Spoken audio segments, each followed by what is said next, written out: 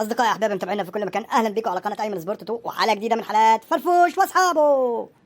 طبعا يا فاهم محدش قدك النهارده يا عم. قصدك يعني عشان 4-1؟ إيه رأيك؟ بس برضه زيزو كان 10/10. الوحيد بصراحة اللي في الزمالك النهاردة ولعب وكان بالفرقة كلها هو زيزو، حق ربنا. طب والأهلي؟ الأهلي يعني كان في الشوط الأولاني كان ممكن اللي هو يزيد من الأهداف ويستغل الفرصة، لأن الزمالك كان بيلعب بتشكيلة وطريقة غريبة غريبة غريبة.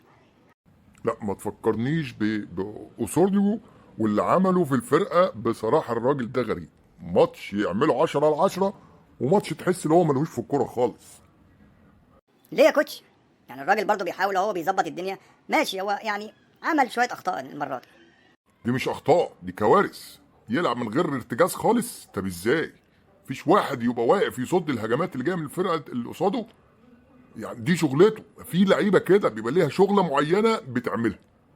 يعني حسام عاشور ده شال ياما بطولات مع الاهلي وعمل وسوى ليه، علشان كان شغلته يوقف الهجمات اللي جايه من الفرقه اللي قصاده. كانت دي شغلته.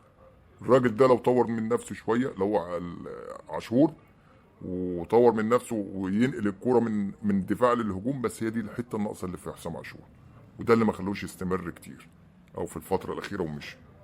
ما علينا، مش موضوعنا حسام عاشور، انما الموضوع دلوقتي انك انت ازاي مش حاطط مسمار في وسط الملعب.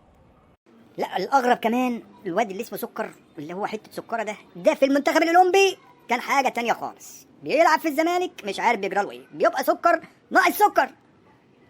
بفوز الأهلي النهارده يبقى قدر يفوز على الزمالك رايح جاي، ودي آخر مرة حصلت موسم 1916 1917. يا واد أنت بتاع التاريخ. وده الهدف الرابع لمعلول في الزمالك منذ انضمام معلول للاهلي. وده الهدف العاشر لمحمد شريف الموسم دوت، وعلى فكرة هو هداف الفرقة. ودي المباراة الرابعة على التوالي محمد شريف يسجل في الزمالك. يلا مبروك الرباعية. أصدقائي أحبابي متابعينا في كل مكان، يا رب يكون أسعدناكم، يا رب يكون وفقنا، يا رب ما تنسوناش باللايك والاشتراك في القناة. وانتظرونا في حلقة جديدة من حلقات فرفوش وأصحابه.